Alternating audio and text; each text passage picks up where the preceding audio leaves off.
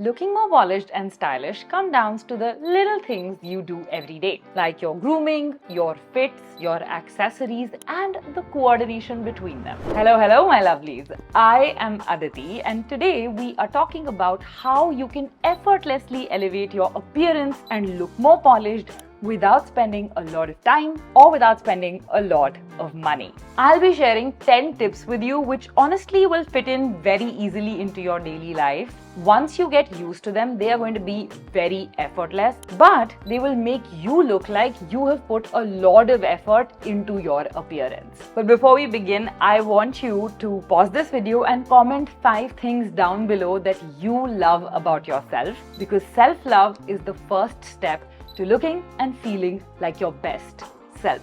Okay? Done? Let's get started.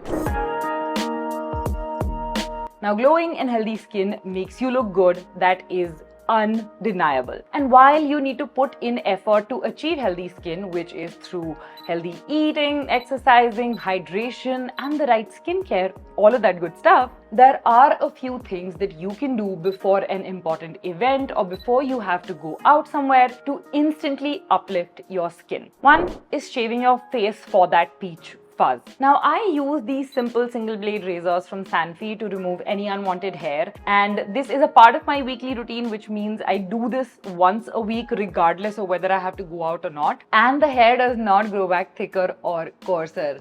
I don't know if you can see it on my face, but there is no coarse hair. And I've been doing this shaving thing for quite some time now, like 3 years at this point. But yes, if you have never tried this before, please do a patch test, because you might have sensitive skin that might cause redness or irritation. And if you have active acne on your skin, like a lot of pimples, or if you have skin sensitivity already, then please consult with a dermatologist before you go ahead and do this. But shaving your face basically exfoliates your skin and also gets rid of those micro hair. And this helps your skincare go in a lot better and your makeup go on a lot smoother.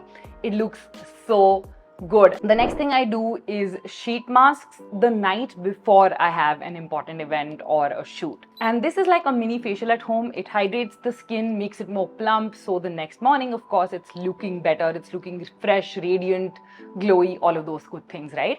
But I always avoid getting an actual facial or using products that I have not used before right before an important event or a shoot, right? So I will stick to sheet masks that have worked for me in the past. This is to ensure that I'm not trying out any new ingredient that can cause irritation or acne or redness. Similarly with facials, they can make your skin get worked up and irritated. So it's best not to do them immediately before like you have an important thing coming up. And finally, I also use these acne patches the night before.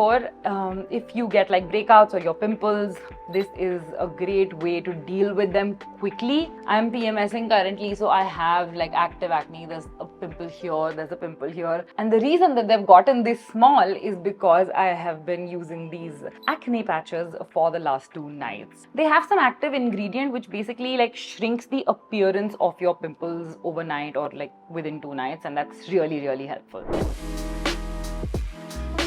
Now, I know that body odor is not something that you can see, but if you smell bad, that automatically makes you look less polished and less attractive. You could be wearing the nicest outfit. You could have the best makeup on, but if you have bad body odor, that can completely ruin your look. Don't worry, there are a couple of ways to fix it. The first thing you want to do is reduce odor, like reduce the source of your body odor. So if you have smelly armpits, try wiping them down with glycolic acid or witch hazel or even apple cider vinegar after you shower. Apple cider vinegar and glycolic acid have actually worked really well for me in the past when I was in my late teens and early 20s, which is when you tend to get a lot of body odor because your hormones are changing. Over time with age, for me, that issue has gone away, so I don't get bad body odor now, but initially when I did, I used these 2 things. And also make sure that you wash your armpits very regularly with soap and with water, because there's a lot of bacterial buildup in your skin folds, and keeping it clean is one of the best ways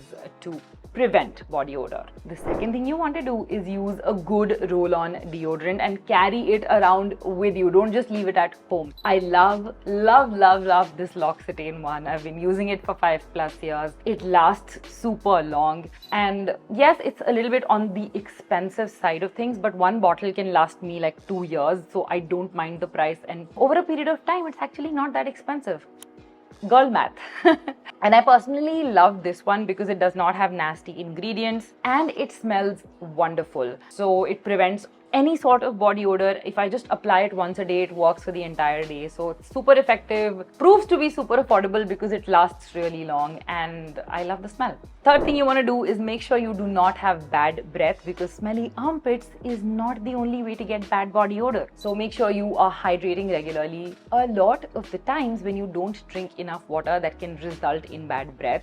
But if you constantly have bad breath, get it checked out, because it could be because of a gut health or a dental issue. However, if it's a one-off thing and you don't want to just have that spewing on other people, carry mouth fresheners. As simple as that. I carry a box of mints in my bag always. You can also do clove or elaichi, long or elaichi, because they are great homemade mouth fresheners that work really well as well. And the final thing you want to do to smell good is have a signature perfume scent. Now, when you do all of your showering and your deodorant and your body lotion, and then you layer that on top with a perfume, it actually helps you keep the aroma locked in for longer. So that obviously cancels out a lot of that body odor, and it helps you smell so fresh and nice all of the time. And secondly, having a signature fragrance actually helps people associate you with that fragrance, right? It's a nice way of creating that sense of familiarity and comfort. And when you combine it with all the other steps on this list, basically people start to associate you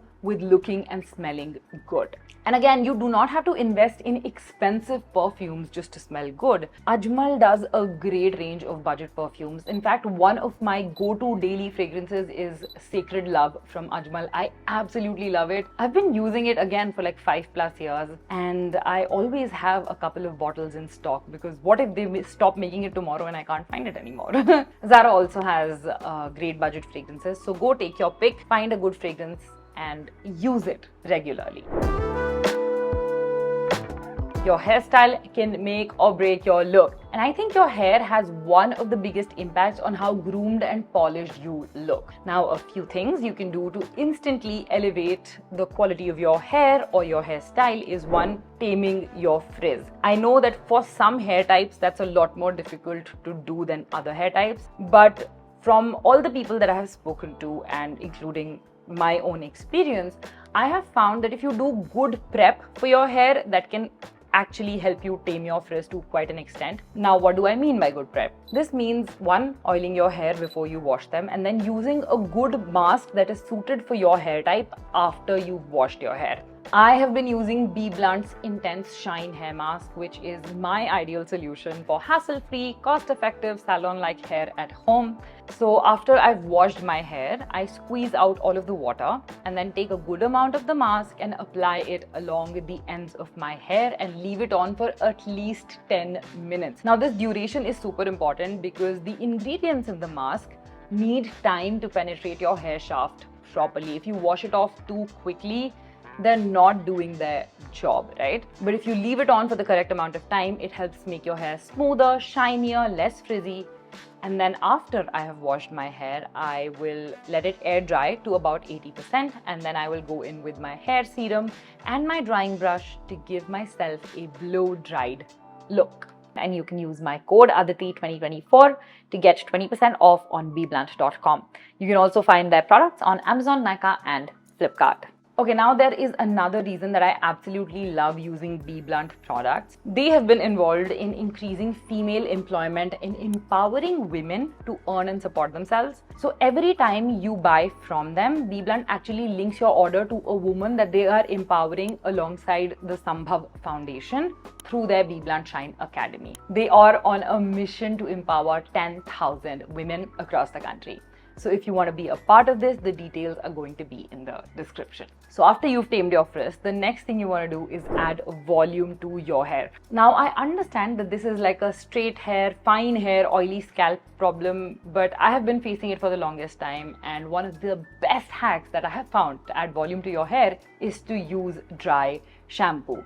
My hair gets oily the next day after a wash. So if I don't use dry shampoo, I will have to wash it every single day, and that's not a good thing. So what I basically do is spray some dry shampoo on my roots and then flip my head, massage the dry shampoo into the roots and comb it through, and I instantly have a non-oily scalp and more volume in my hair. And finally, for when I'm using a hair tie or tying my hair back, I like to use either a wax stick or a hair gel with like that mascara wand thingy to basically not have flyaways. Again, just like I hate frizz, I hate flyaways, and they just irritate the hell out of me. So I tame them with this gel spoolie, and that's very, very convenient. Now, before I sign off on the hair thing, keep in mind that not all looks suit everybody. I absolutely don't like slick back looks on myself, even though they are trending so much right now. Everybody is doing slick back looks, but I found that certain hairstyles look better on certain face shapes, on certain body types, etc. And I personally feel that open hair or looser hairstyles suit me well, as opposed to like a slicked back look, because then I start looking like an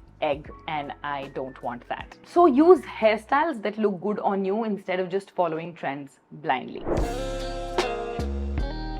This allows you to make a statement and draw attention to your favorite features. So a focal point is essentially like a centerpiece that makes your outfit stand out and captures the eye, okay? And why I love focal points is basically it allows me to style my entire outfit around that one thing. So it's also like a creative exercise. And that way your entire look complements that focal point and you look a lot more polished and put together. I start by picking the item that I want to use as the focal point. So today for me, it is this gray one shoulder top. It's very nice, it's very sleek, it's very elegant. It's plain and simple, but it's still all of those things. So now I've dressed this up. I want to wear it for a casual look, so I'm going to pair it with jeans and grey slippers so as to not take away from the attention that this blouse is bringing to my décolletage area. My jewelry is simple. It is dangling earrings which draw the eye downwards, again towards my collarbone, which is the area that I want to highlight with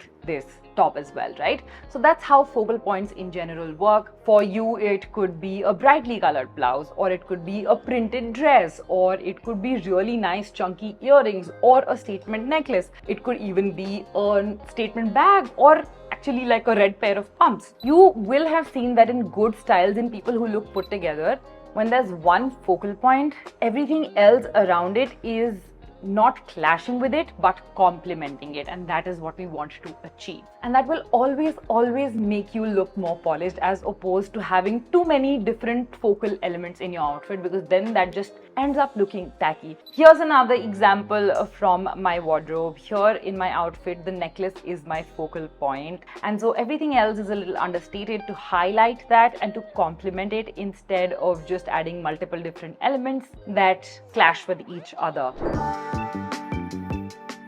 I feel like materials that look and feel high quality automatically make you look more polished. Similarly, the stitching and the construction of the fabric also has the same effect. Nowadays, honestly, every single brand, including designer labels, use polyester brand fabrics in their outfits. But that does not mean that polyester has to be low quality, right? You can still tell if something feels high quality by how it falls on your body, how it hugs your curves, whether it's see-through or not, if there is pilling on the outfit, which is that chote ruin that appear, right? And as for the construction, whether the thread is seamless, whether the seams are covered from the inside, whether there are threads showing or fabric hanging loose, etc. Are the hems symmetrical? All of those things show you whether the outfit is constructed well or not. So here's a dress from Uniqlo. It's polyester, but the construction is great. The fall of the fabric is great. It hugs my body really well, which is why it looks premium. It looks good. But at the same time, this is a shirt from Uniqlo. It's 100% cotton, but because it's difficult to make it stay crease free, it just looks a lot less polished, despite the fact that it's great fabric and it's 100% cotton, right? I personally like to pick clothes that keep their shape and their look despite wearing them for really long. Now, understanding and playing with the proportions in your outfit can significantly enhance your overall look. How do you do this? One, try pairing loose items with fitted items, right? That's a classic example. So if you're wearing a loose top, go with a more fitted bottom. If you're wearing flowy bottoms, go with a fitted top. Now, whether you choose to go with flowy tops or flowy bottoms or fitted bottoms will depend a lot on your body shape, will also depend on what you feel comfortable in. Now, since I have a heavier upper body and a slimmer lower body, I like to balance it by wearing slightly more fitted tops and then looser, flowier bottoms. And that just helps me balance out my proportions better. I know that the oversized everything is kind of a trend right now, but I feel like that looks great on certain body types and not all. I personally, if I wear something loose from top to bottom, it will look like I've worn pajamas and gone outside, and that's not a look that I want for myself. Another thing you can do is play with highlighting the features that you like about yourself, like using a belt to cinch your waist, or using dangling earrings to draw the attention down towards your collarbone. Or if you're wearing like a deep V-neck dress or a shirt, you can use like a longer necklace to draw in attention towards that V. Another great rule is the third piece rule, which is basically adding a third piece like a blazer or a vest or a scarf to make your outfit look more intentional or polished, right? So like I'm wearing this shirt and jeans combo. Now if I add like a tank top inside the shirt and open it up, that adds more dimension, the layers look better. And because it's the rule of 3, that just breaks up the monotony and makes the outfit look more intentional. I think your choice of footwear can really make or break your outfit. But I feel like for most people, that's an afterthought. You just put your outfit together and then you decide what footwear to wear at the end moment. I've personally struggled with this. I've personally struggled with getting my footwear right. And I just made this mistake once again. If you look at this outfit and you look at the chappals, they are not going with the outfit, right? But for the most part, I have solved for this by having flats and heels in neutral colors, so which is your browns, your tans, your blacks, your grays, that tend to go with most outfits. Like I have this pair of black and grey mules that go with everything literally. I absolutely love them and they instantly elevate my outfit. And when I'm wearing them, it just makes me look a lot more chic. A good pair of footwear can instantly up your look. Now, wearing the right accessories can make you look so much more polished, so much more put together, and it literally takes 5 minutes. I think putting on jewelry is the easiest hack you can have to elevating your outfit. I never used to be an accessories person before, but I have come to become one in recent times. And here are a few ways I do this. So I have my staple pieces, which is my rings and the chain that I wear in my neck and my watch as well. And these essentially become a part of me, right? So no matter where I'm going, this is something I always have on. I know that people are not very comfortable wearing jewelry around the house, but I think you can get used to it if that's not bothersome. Go ahead, give it a try. It makes things a lot more convenient. So even if I'm not wearing anything else, because I have my staple jewelry pieces on me, it just instantly elevates my outfit, right? The second thing you want to do is have a few statement pieces. So a statement necklace, a couple of statement earrings, maybe a chunky bracelet. All of those things are for creating focal points in your outfit or complementing other focal points in your outfit, and that really makes for a great hack to instantly level up, style your outfit, and it's super easy. And the third is layering your jewelry. So ring stacks, necklace stacks, even earring stacks, if you have multiple piercings, can instantly make your outfit look so much more intentional. And like I said, this is the easiest thing you can do for your outfit.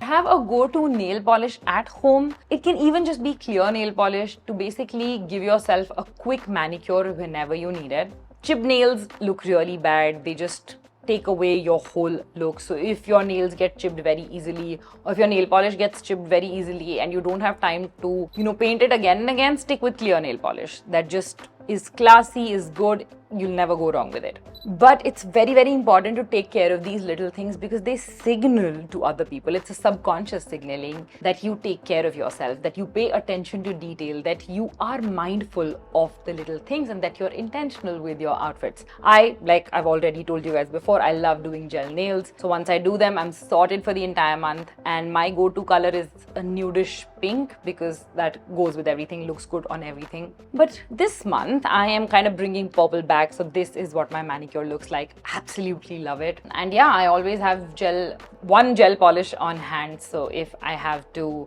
quickly do a touch-up, I can do it in 5 minutes.